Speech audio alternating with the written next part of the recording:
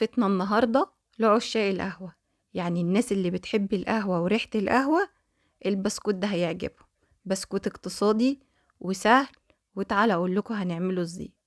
هنسمي الله وهننزل بكوباية من الزيت، عليها بيضة وظرفين من الفانيليا او نص معلقة فانيليا صغيرة بالشكل ده كده زي ما انتوا شايفين.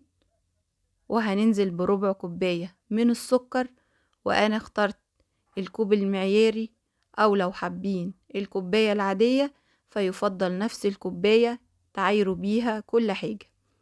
هننخل السكر معانا بالطريقة دي كده زي ما انتوا شايفين عشان ما يكونش معانا اي تكتلات، وهنضرب كده بالمضرب اليدوي زي ما انتوا شايفين بالطريقة دي بالشكل ده. هنجيب معانا كوباية من الدقيق متعدد الاستخدامات، وادي نص كوباية من الكاكاو الخام، وانا بفضل الكاكاو الاسباني الخام عشان بيدي طعم حلو زي ما انتوا شايفين كده نخلناه.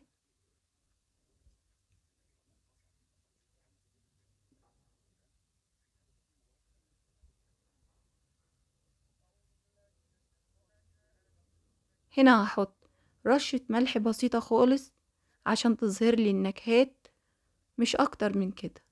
هقلب، وطبعا في الوقت ده يفضل ان انتي تقلبي بايدك. بس هنضيف المكون معانا، وهنضيف نص معلقة صغيرة من البيكنج باودر، وهنبتدي نقلب كده. واخر حاجة معانا هنضيف نص معلقة من القهوة سريعة الذوبان، او ظرف صغير كده زي ما انتوا شايفين. هنقلبه في معلقة مية واحدة وهننزل بيه. هنبتدي بقى كده نقلبه، احنا مش بنعجن كتير في البسكوت، هنقلبه بالطريقة دي. وعايزة اقول لكم انه هيطلع لي كمية حلوة قوي من بسكوت القهوة. هنعمل حبات كتير، حوالي 100 حباية من بسكوت القهوة من الكمية اللي انتوا شايفينها دي قدامكم. هنلم العجينة كده بتاعتنا بالطريقة دي. ايوه كده.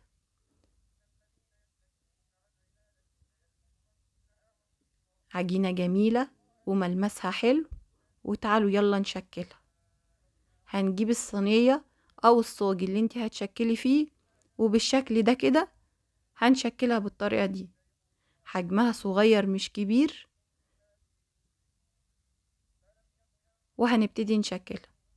هعمل معاكم واحدة تاني وهقول لكم احنا هنعمل ايه بعد كده. البسكوت اقتصادي من غير زبدة ولا اي حاجة، يعني ما كلفناش كتير، وبجد يستاهل التجربة. هنجيب معلقة او سكينة، وبظهر السكينة او بجنب المعلقة كده، وهنبتدي نشكل حبات البسكوت على شكل حبة القهوة كده او حبة البن. بالطريقة دي بتبقى نفس الشكل بالظبط. ايوه كده. هنكمل بقية الكمية بتاعتنا، وزي ما بقول لكم طلعت لنا كمية حلوة، يعني كوباية دقيق ونص كوباية زيت وبيضة، عملت لنا أحلى بسكوت ممكن تاكلوه مع القهوة وانتوا بتشربوها. هندخله فرن مسبق التسخين على درجة حرارة 180-190، رف أوسط. بيقعد حوالي من 8 دقايق ل10 دقايق، مش أكتر من كده. وبعد كده بنطلعه ونسيبه يبرد خالص البسكوت، وبنقدمه. أنا هنا قدمته في الفنجال بتاعي زي ما انتوا شايفين كده، أو في الطبق بتاع التسالي زي ما انتوا حابين. زي ما انتوا عايزين تقدموه قدموه، وطبعا هتاخدوه مع القهوة بتاعتكم أو المشروب السخن بتاعكم زي ما انتوا حابين.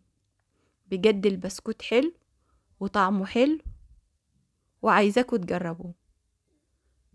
دعوة حلوة منكم، وما تنسوش تشتركوا في القناة وصفحة الفيسبوك عشان اخواتي يزيدوا وانزل لكم فيديوهات جديدة. اشوفكم على خير.